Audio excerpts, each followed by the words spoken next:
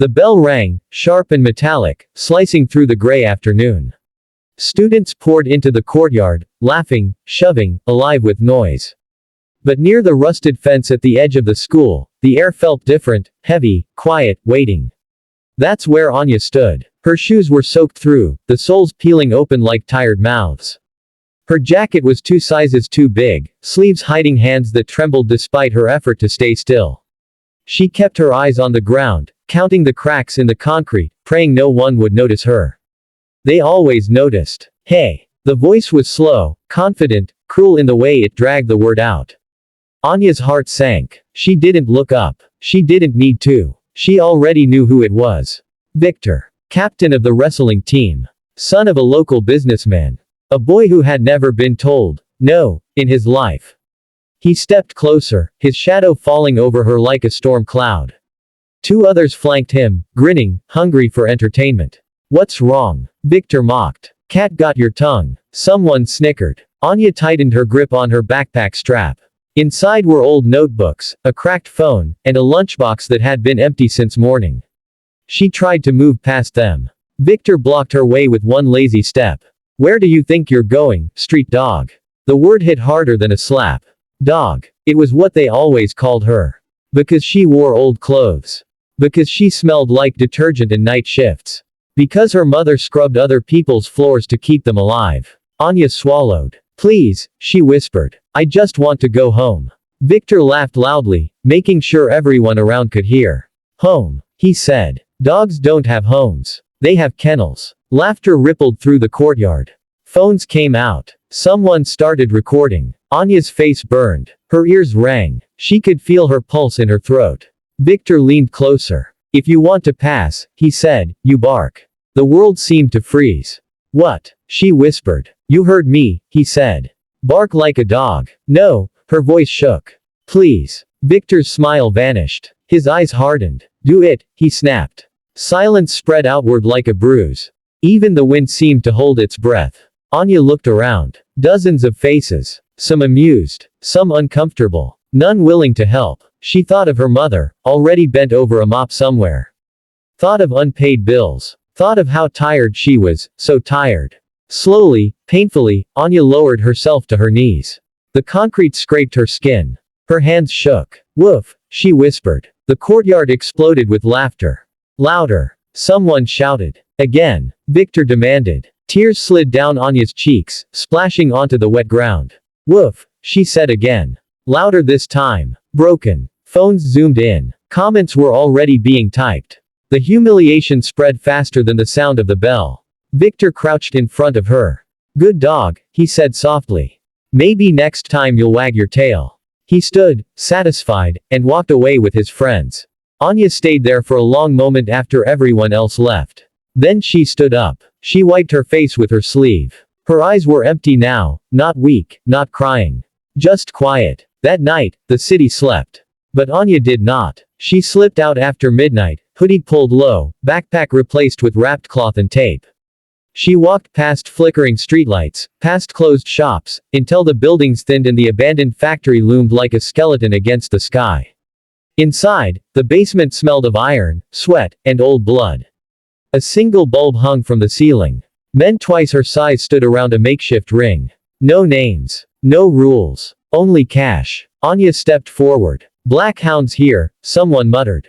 The room changed. Fear replaced laughter. She wrapped her hands slowly, methodically. Each scar on her knuckles told a story. Rent paid, food bought, survival earned. The bell rang. Her opponent charged. Anya didn't flinch. She moved like instinct itself. Duck, pivot, strike. Bone met bone. The man fell. No barking. No begging. Only silence. As the crowd counted the cash and dragged the loser away, Anya stood alone under the light, breathing steady. Her eyes were cold. Tomorrow, the whole school would watch that video again. They thought she was a dog. They had no idea what hunted in the dark. Anya's phone buzzed non-stop. Messages, tags, cruel laughter wrapped in emojis. Someone had added barking sound effects. Another edited a leash around her neck. Even students she had never spoken to shared it, turning her humiliation into entertainment. She watched the video once. Only once. Then she turned off her phone. At school, the hallway parted as she walked through. Some students smirked. Others looked away, ashamed but silent. No one spoke to her. No one apologized. Victor walked past with his friends, louder than usual. Careful, he joked. Might bite. They laughed. Anya didn't react. She kept walking. That scared him more than tears ever could. That evening, rain fell hard, drumming against concrete and rusted metal. The abandoned factory glowed faintly under broken streetlights. Underground, the ring was already crowded. Word had spread, Black Hound was fighting again. Money exchanged hands. Who's she facing? Someone asked. A college wrestler, another replied. Big one. The bell rang. The man rushed her, confident, reckless. Anya waited. She remembered Victor's voice. Bark. She remembered the laughter. She remembered the phone pointed at her face. She moved. One punch to the liver. Another to the jaw. A final blow that dropped him flat. The crowd erupted. Anya didn't raise her hands. She didn't celebrate. She collected the cash, wrapped her knuckles, and walked out into the rain. As she turned the corner, headlights flared. A familiar laugh cut through the night. Well, look who it is. Victor leaned against his car, sheltered from the rain, smug as ever. His friends stood behind him. Didn't know dogs wandered this far, he said. You following us now? Anya stopped. Slowly, she pulled back her hood.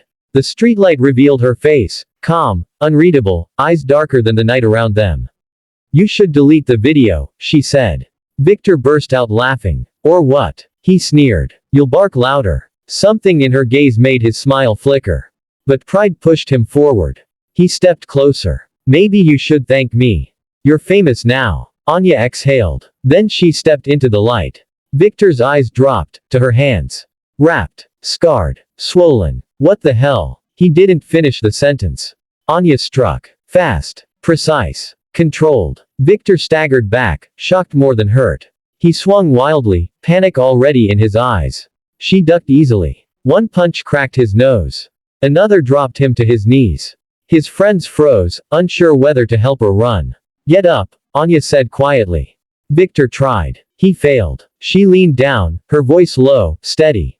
You made me bark, she said.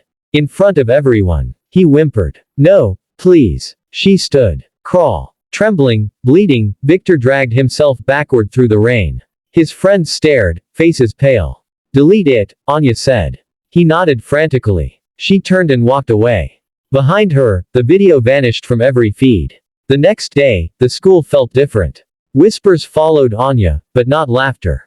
Victor didn't show up. When he finally returned days later, his nose was bandaged, his eyes hollow. He never looked at her again. No one called her a dog. No one met her gaze for long.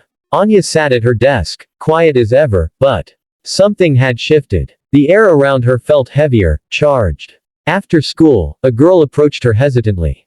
I'm sorry, she whispered. For not helping. Anya nodded once. That was enough. That night, Anya stood in her small kitchen, counting money on the table. Enough for rent. Enough for groceries. Enough to keep going. Her mother slept in the next room, exhausted. Anya washed the blood from her hands. She stared at her reflection in the cracked mirror. Still thin. Still poor. But no longer powerless. She pulled her hoodie back on and stepped into the night. Somewhere underground, a bell rang. And the Black Hound A.